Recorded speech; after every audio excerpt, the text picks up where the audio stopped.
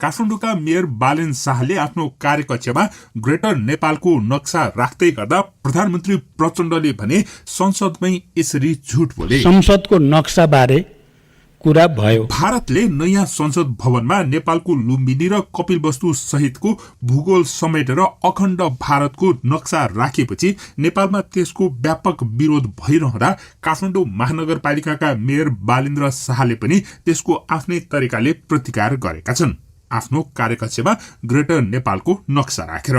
भारतमा शासन गरिरहेको तत्कालीन ब्रिटिस शासकसँग सुगौली सन्धि गरेर नेपालले आफ्नो धेरै भूभाग गुमाउनु परेको थियो। त्यसरी नेपालको भूभाग गुमाउनुभन्दा अघि नेपालभित्र पर्ने विशाल भूभागलाई समेटिएको नक्सालाई ग्रेटर नेपाल भनेर भन्ने गरिएको छ। सो ग्रेटर नेपालको नक्सालाई बालेन शाहले आफ्नो कार्यकक्षमा राख्दै गर्दा नेपालले भने आधिकारिक रूपमा भारतको सरकारसँग यसबारेमा केही पनि बोलेको छैन। भन्न त भारतीय संसदमा राखिएको नक्साबारे प्रधानमन्त्री पुष्पकमल दाहाल प्रचण्डले आफ्नो भारत भ्रमणका क्रममा भारतका अधिकारीहरूसँग कुरा गरेको पनि भनेका थिए। तर त्यसको प्रतिकूल नेपालका परराष्ट्र मन्त्री एनपी साउद र भारतका परराष्ट्र प्रवक्ताले समेत सो बारेमा कुनै कुराकानी नभएको दावी गरेका छन्। नेपाल ने ये इश्यू उठाना नेपाल के लिए कोई जरूरी नहीं है, फिर ये बाउंड्री का बात नहीं है। ये आज से 2500 साल पहले वो गणराज्यों के नाम उसमें अंकित हैं करके वो फेसबुक में आया हुआ है।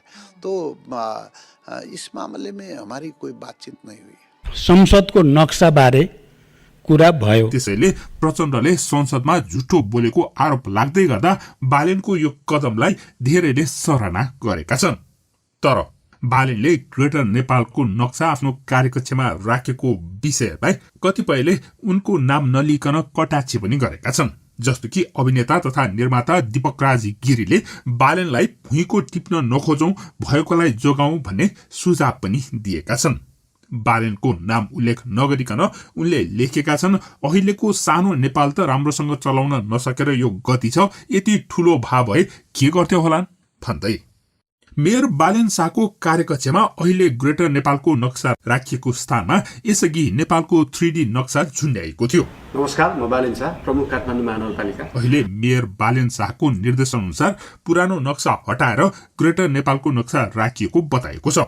पारिवारिक भ्रमणमा भारतमा रहेका मेयर शाहले भारत प्रस्थान गर्नुभन्दा अगाडि नै नक्सा फेर्ने निर्देशन दिएको र सोही निर्देशन अनुसार यही जेठ 25 गते बिहिबार महानगरपालिकाले मेयर शाहको कार्यकक्षमा ग्रेटर नेपालको नक्सा राखेको बताइएको छ। यसै सन्दर्भमा अब चर्चा गरौं भारतले जारी गरेको अखण्ड भारतको विषयमा प्रचण्डले कसरी झुट बोले भन्ने बारेमा। यसरी नै प्रश्न गरे, यो के हो यो नक्सा? नयाँ संसद भवनमा भारतले राखेको नक्सा बारे विभिन्न कोण प्रतिकोणबाट चर्चा भएको छ भन्दा उहाँहरूले दिएको जवाब। प्रधानमन्त्री पुष्पकमल दाहाल प्रचण्डले भारत भ्रमणका क्रममा भारतसँग अखण्ड भारतको मुरल बारेमा कुरा गरेको भन्दै नेपालको संसदमा बताएका थिए। यही जेठ 24 गते बुधबार संघीय संसदको राष्ट्रिय सभालाई सम्बोधन गर्दै आफूले भारत भ्रमणका क्रममा भारतीय संसदमा नेपालको भूभाग समेटिएको नक्सा राखेको समाचारको बारेमा भारतीय पक्षसँग कुरा गरेको बताएका थिए। तर भारतीय विदेश मन्त्रालयका प्रवक्ता अरिन्दिम बागचीले भने प्रधानमन्त्री प्रचण्डको भारत भ्रमणका क्रममा भारतको संसदमा राखिएको सो मुरलको बारेमा कुनै कुरा नै भएको थिएन। उनले भनेको भनाई र प्रधानमन्त्रीले भनेको भनाइमा फरक देखिएको छ। भारतीय विदेश मन्त्रालयका प्रवक्ताले नेपालको प्रधानमन्त्री पुष्पकमल दाहाल प्रचण्डले आफ्नो भारत भ्रमणका क्रममा संसदमा राखिएको मुरल बारेमा कुनै कुरा उठाएका थिएनन् र भारतीय प्रधानमन्त्री नरेन्द्र मोदीले पनि यस विषयमा कुनै कुरा गरेका थिएनन्। तर अर्कोतिर भने नेपालका प्रधानमन्त्री प्रचण्डले राष्ट्रिय सभामा सम्बोधन गर्दै भनेका छन्, पहिलो कुरा संसदको नक्साबारे कुरा भयो, मैले गम्भीर रूपमा नै उठाएँ किनकि त्यो धेरै अध्ययन भइसकेको त थिएन, तर पनि जसरी मिडियामा आएको थियो त्यो विषयमा त्यसरी नै प्रश्न गरेँ। यो के हो? नयाँ संसद भवनमा भारतले राखेको नक्साबारे विभिन्न कोणहरूबाट चर्चा भएको छ भन्दा उहाँहरूले दिएको जवाब मैले प्रतिनिधि सभामा पनि भनेको थिएँ। यो कुनै राजनीतिक नक्सा होइन, यो ऐतिहासिक र सांस्कृतिक नक्सा हो। यसलाई राजनीतिक रूपले हेर्न हुँदैन भन्ने उहाँहरूको जवाब थियो। यो ऐतिहासिक र सांस्कृतिक नक्सा हो, यसलाई राजनीतिक रूपले हेर्न हुँदैन भन्ने उहाँहरूको जवाब थियो। अब यो बारे अझ बढी अध्ययन गर्ने छलफल गर्ने कुरा त बाँकी नै छ। त्यसकारण कुरा उठाएन, केही पनि भएन भन्ने कुरा साँचो होइन। प्रचण्डको यो कुराको साथसाथै नेपालका परराष्ट्र मन्त्री एनपी साउदले समेत यो कुरा उठाउँदै नउठाएको बताएका छन्। साउदले भारतको टिभी आज तकसँग कुरा गर्दै मुरलको बारेमा आफूहरूलाई कुनै जानकारी नभएको बताएका थिए। कोई सीरियस कंसर्न भी नहीं है इसको लेकर कि ऐसा मैंने कह दिया, मैंने तो अब इस जिस चीज के बारे में बात नहीं हुई उसके बारे में मैं क्या कहूँ। संसदको नक्सा बारे कुरा भयो। त्यसरी कुरा नउठेको स्वीकार गरेका परराष्ट्र मन्त्री प्रधानमन्त्रीले नेतृत्व गरेको टोलीमा सामेल रहेका थिए। उनीहरू 4 दिने भारत भ्रमण सकेर नेपाल फर्किएपछि नेपालको भ्रमण दलको निरीह पाराको चर्को विरोध सुरु भएको थियो।